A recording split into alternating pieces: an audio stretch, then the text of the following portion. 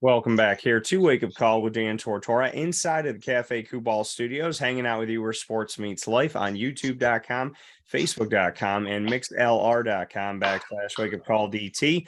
Very happy to be here with you for a new edition of Dolphin Dive. You know that we dive into the stories of student athletes, coaches, administration, future Dolphins, and alumni when it comes to our exclusive multimedia marketing partnership with the LeMoyne College Dolphins. And Jeff Lonczak, the head coach of the men's and women's tennis teams, are here now coming off of very successful seasons and getting themselves into the NCAAs last year and making a big noise for LeMoyne, and very excited for all the Dolphins have done. They start off this season here, both with a win over the past weekend. Jeff, how you doing today? Doing great. Doing great. Thanks for having me, Dan. Yeah, absolutely. And just what you could say about everything that happened last season, the successes, the men made history, the women made history, and now you've already jumped into this campaign here in 2022 with a victory match to start things off. Yeah, it's been great early. The women come back a week early, so we kind of get to know each other pretty quickly. I'm making them do two-a-days.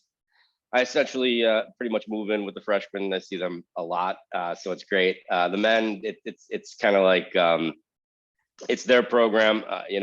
I'm just the guy that makes sure everything runs relatively smoothly. Excuse me. They they have everything set to a T. I'm basically the person who makes sure the courts are available, who makes sure everything goes on. Their practice schedule is their practice schedule. I'm there, I'm there to help, whenever I can, but those guys are so focused and ready to go. It's really all about them. And we see this, over this past weekend on September 10th, that both the women's team and the men's team with victories over Damon University. Just what you can say about what you saw right out of the gate, and where both of these teams are at as we get things started. Yeah, I mean, my focus a little bit right now has to kind of move towards the women, because it's our championship segment, and we have 15 dual matches over the course of 6 weeks. So I mean, to look at that, I mean, we were nervous, to be completely honest, and that's I've learned throughout the years in terms of scheduling that you have to schedule properly for your first match, and I think we did. And shaking those nerves off, I think, is something that we all did. But we're still learning about each other. We're trying to figure out, are we in the right positions in terms of numbers? Are we going to be playing against the right people for our games? So I mean, it's still a learning process there. The men, they were all business. They did a good job and really took care of things on their end. Manny moved up to one on Saturday, and he looked good. And we see the ITA regional for both teams, the men's team and the women's team, but just, the difference in scheduling. I know you got into it a little bit there, but that the men had this game against Damon, and then they have the regional, whereas the women's team has a full slate of matches coming up, and just how you balance kind of the strangeness of, okay, this feels like a season and this feels like kind of a game, a moment, and then, as far as the men's go, and then just a regional after that. Right. Yeah, it's really difficult on the men. Especially anybody new coming in. Generally, it's difficult. I had two grad students that are coming in. They understand the deal. But yeah, the newer guys, it's like, I want to practice every day. Coach, we got to practice every day. No, guys, we're limited. We're limited to 25. We have matches, we have region, we have these things. We can't practice every single day. So it's tough to let the younger guys understand that. The older guys try to teach them that. And that's why they're out there on the court without me, pretty much daily. So yeah, and then the women, it's full-fledged every single day. There's no breaks. We got to be prepared for our regional. We got to be prepared for our weekend. We got to play the proper matches in a good order to allow us to be prepared for the future, for the end of October. Yeah, and I have to shout out the women's roster, as well as part of my blood lies in Spain, that we have a bunch of different places that are represented here, and a lot in the Hispanic culture. A couple players from Ecuador, a couple players from Spain, player from Peru, just what you could say to that part of it, that you're willing to go all over the world for the men's team and the women's team to find what you need. But, selfishly, I love seeing that Spanish side of things, especially, seeing Spain and then seeing Ecuador, and having a cousin from Peru to see them represented as well. Yeah, it's awesome. I just the other day, Francesca, who's my senior from Ecuador, she's we're just talking about, we're at the state fair, actually. We're talking a little bit about the different cultures, and she just says, man, you've had a lot of South American players. And I said, I've liked every single one of them. Every single one of them that I've had, I've liked them. Peruvians, Uruguayans, Ecuadorians. It doesn't matter. I've liked them all. And with the Spanish players, same thing. I mean, there's a level of focus in terms of competitively that I see from all my players in Spain. That's almost next level at times. But in general, the quality person, the quality student, the quality athlete is extremely high. Here with Jeff Lonczak in this edition of Dolphin Dive, exclusive to Wake Up Call with Dan Tortora, inside of the Cafe Cuball studios, speaking on men's and women's tennis at LeMoyne College. With all of this going on the court, off of the tennis court, there has been months, and we brought you the exclusive first conversation on reclassification and realignment. We've given you consistent updates with the athletics director, Bob Beretta, and we just had President Dr. Linda Lemura on. How are you taking the potential move to Division I as a coach who has obviously been very successful at Division II? Yeah, I mean, anytime I think about something like that, I think about that as an opportunity. I mean, to be completely honest with you, I see. I'm hoping it happens. I'm hoping we get into one of the conferences that would welcome us in, and I would plan to change a little bit in some of the recruiting avenues that I take, and I plan to win that league, and I plan to get to the tournament. I mean, I know it may sound a little cocky or arrogant, but I mean that's what I want to do. I would like to bring LeMoyne to the top of whatever conference I'm in, and get us to a NCAA bid. Yeah, and they say that, when these moves potentially can happen and whatnot, that, some people might be leery of it. You're excited about it. You sound like, hey, listen, it's a new challenge. What does it do recruiting wise if and when you were a part to be, you could be a part of say at a MAC, a Metro Atlantic Athletic Conference, or an NEC Northeast Conference, where there's teams. I mean, if it's in the NEC case, there's teams that were in the NE10 that are now in Division I. If it's the MAC, we have more of regional rivalries, more New York type teams. I mean, if you not only go Division I, but go to one of these conferences that has geographically more sense, academically more sense, what can that do for LeMoyne? So I think one thing that it does right off the bat when you go D1 is that it opens you up to a larger amount of really solid American recruits. So all of a sudden you have this base of American recruits that's there, that's just not really necessarily there for me, because to be honest with you, a lot of the American tennis players think that there's D1 and that's it. I mean, not to say that they don't understand there's other divisions, but for them, their goal is, I want to play D1 tennis, period. So I mean, I think it opens up a larger pool there. And yeah, I mean, I'm big into the international route.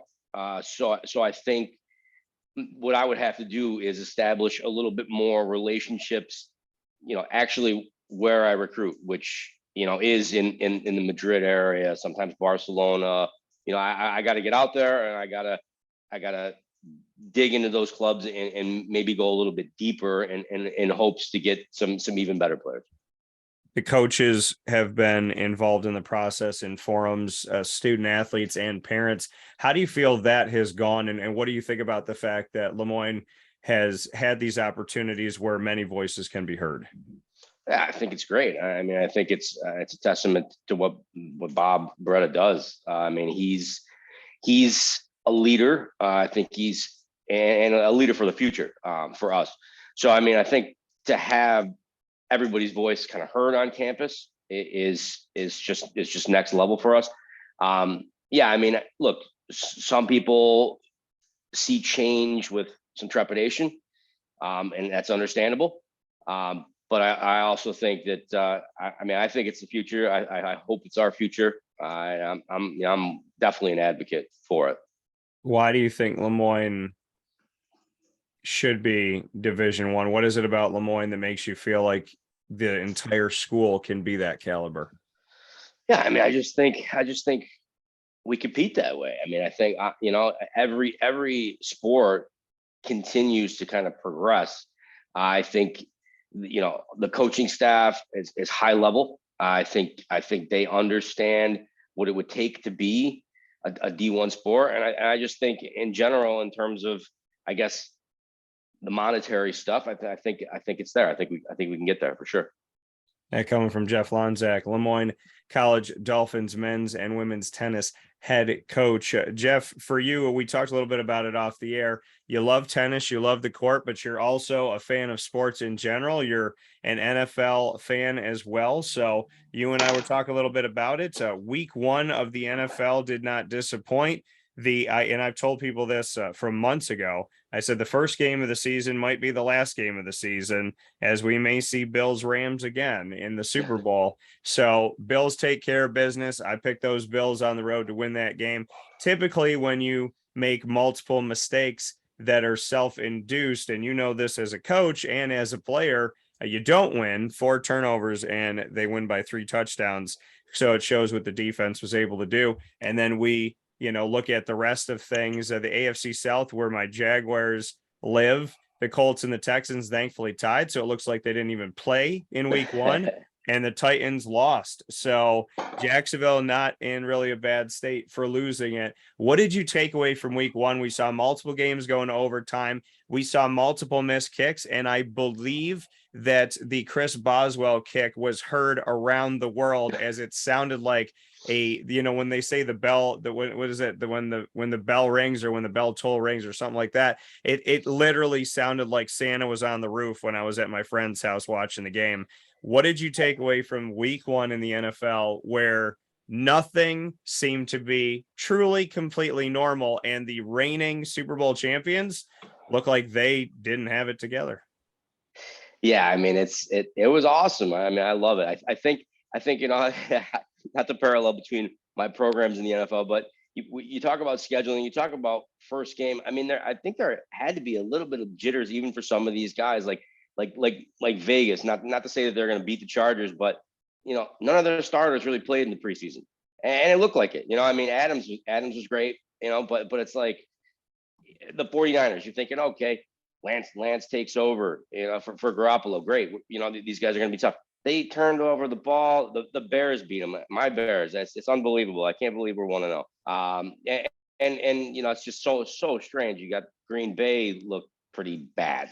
And it goes to show you, I think these franchises are really built up front. Okay, you got certain guys that are unbelievable quarterbacks, sure, but if you can't protect these guys, there's a problem. And if you can protect them, it's like these guys can throw. The 10th, 11th, 12th best, the Kirk Cousins of the world. These guys are great quarterbacks. So I think it's going to be a heck of a season. I can't wait. I'm pumped. I love it. Yeah, I think we're definitely setting up to see some really awesome things happen here. And what do you want people to know about, on the LeMoyne side of things, what they should expect and kind of get excited for? We know we have the regional for both, but for the women's side of things, we have a full slate of matches coming up here. What should people know, and why should they come out?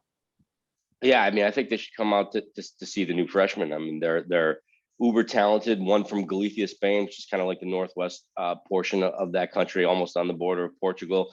Another from Madrid, and another from Bulgaria. They're great players. We're working on getting them better, getting them smarter. I think that's a big thing. We're gonna do our best to compete, and we got, like you said, we got a full slate, and I got a lot of D1s on there too. So I'm hoping to get as many D1 matches as I can in preparation for a hopeful move. That coming from Jeff Lonczak, preparing for what could be coming for LeMoyne College, and definitely a proponent for this potential move that could be happening for the Dolphins. And obviously Wake Up Call will be first to that for you, to let you know what pool those Dolphins will be swimming in very soon here. Jeff, as always, I appreciate your time. Congratulations on starting off with victories for both the men's and women's team, which I've come to know when it comes to your teams, and very much appreciate, as always, all the support and everything you do for the community. Oh, thanks, Dan. Yeah, no, it's been a pleasure. I'm so pumped to hear the extension, and yeah, I mean, I'm looking forward to another great year, and hopefully we get to chat again. Yeah, Bob said to me, he said, we'll work with you as long as you'll work with us. I said, well, then I guess get ready for forever. So That's the best news I've heard all day. awesome. Well, thank you as always. All right, Dan. Thank you.